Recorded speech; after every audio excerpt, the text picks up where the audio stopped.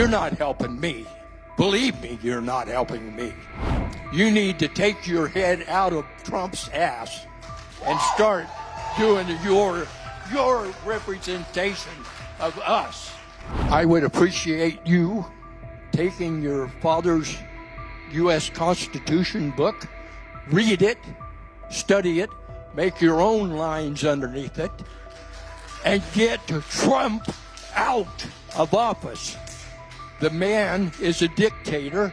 He knows nothing about what he talks about.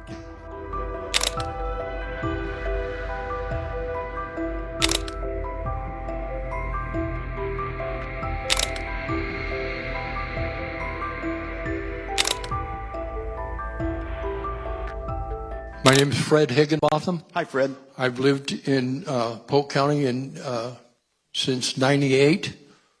I was a firefighter in California.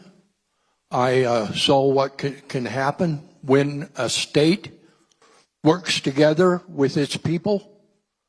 This state does not know how to do that. I inherited a century farm from my father because he was born, raised here. My great-great-grandfather helped open this university.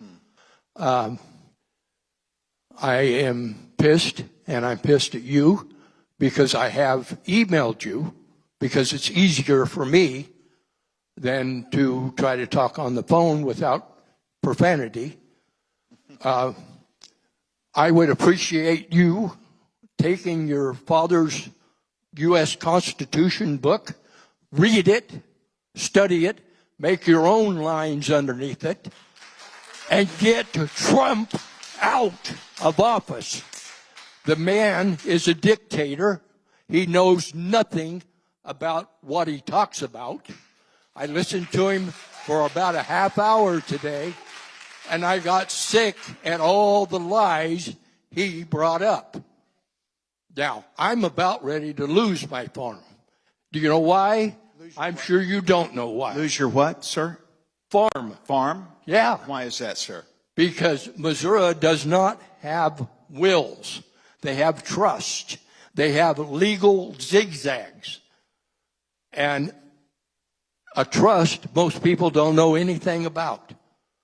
So I'm dealing with a state that's a crooked state, doesn't care about what farmers happen. The only reason why we have farmers today is because the federal government funds them. How much money of our tax money goes to farmers? Farmers work very hard, but they're funded by the federal government, not by selling groceries. That's what Foster Farms and all of those characters, that's where they get their money. The price of steaks, $20 a pound, because of big business. You want to straighten out the budget? Start taxing corporations and the wealthy, like we've been telling you. Do you think we're idiots? Do you think we don't pay taxes? Do you think that we don't have to make budgets?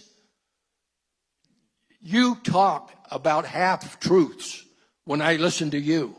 You know nothing about taking care of children because you've always had a really good-paying job. You know nothing about what a working-class citizen does. Come down here. Come down here and start trying to pay your medical insurance. Come down here and walk into Costco to try to feed your family, to feed your kid that's moved out, to feed your great-grandchildren. I had a very good job in California, and I'm able to feed my family, and it goes all the way to great-grandchildren. You're not helping me. Believe me, you're not helping me. You need to take your head out of Trump's ass and start doing your representation of us. Thank you. Did you say your name's Fred? Yeah. Fred, thank you so much, and I appreciate your passion, your love for our country. I served 4 years for it. Well, thank you. Appreciate your service. I do. You know, I also know what the Constitution is. I appreciate that. No, I do appreciate your service. Owning a small business is tough. Thank you for that. And thank you for being a good father and grandfather. A great grandfather. Good. I just had my first grandchild. As far as I'm trying to take notes here on some of the things that you brought to light, and I want to respond to those. Our office, you feel like they're non-responsive. You're not getting answers that you need when you email. Is that correct? Not at all. You're not getting any responses. No. Becky will get with you after this meeting. Your full name, because every time someone emails or calls our office, it goes into a computer system called Fireside, and we keep track of the conversations, what we have told you, the responses. Jake just gave you a card there, and we'll be glad to work with you. I really want to have an open line of communications. You know, sometimes I'm even in my office and my staff doesn't really like this, but I answer the phone when I'm in the district and when I'm in D.C. If I have free time, I'm not in a committee meeting or on the House floor, I like to answer the phone because I like to hear from people like you, because an email does not capture the passion with which you presented your argumentation today, and I appreciate that. You're right. Our farmers have not had a great deal. I do believe that the so-called subsidies or the safety nets that farmers receive are imperative to their survival.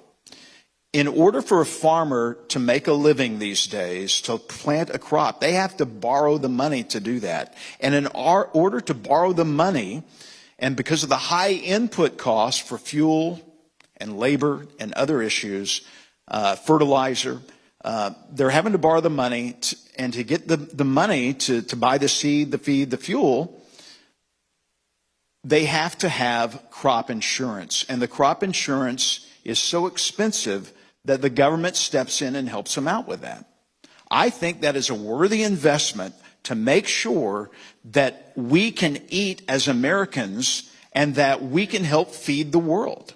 And I will stand by that. And that's why we had these programs expanded in the so-called One Big Beautiful Bill, H.R. 1, and I will stand by that. You were talking about state issues.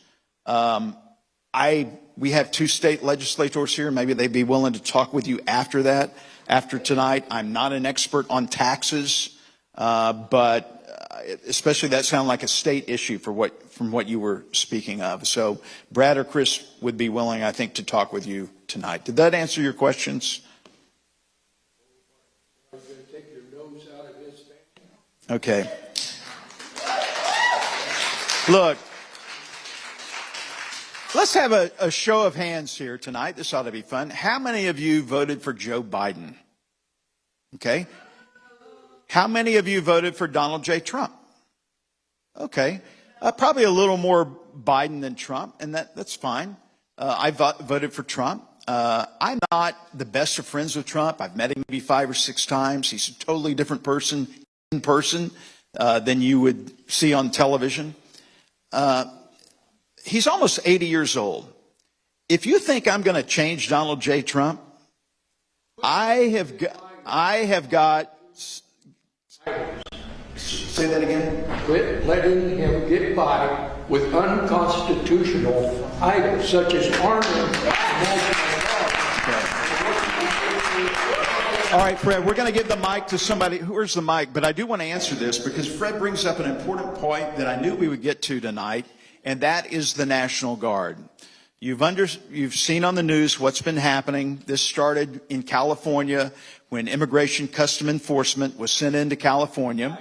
ICE, yes, sir, ICE, that's what it stands for. Immigration Custom Enforcement was sent into California to arrest and deport, eventually, through Homeland Security, criminal illegal aliens. And so they were, that's what they did. And others who are here illegal, other other illegal aliens. Primarily, it started out with criminal illegal aliens. But look, Joe Biden has let 12 million illegal aliens into our sovereign nation. I think putting a lot of strain on our services for Medicaid and for Medicare. And so we've got to make sure, and health care and other services, we've got to make sure that if you're here illegally, and Homeland Security has given these individuals a chance to go back and do it the right way.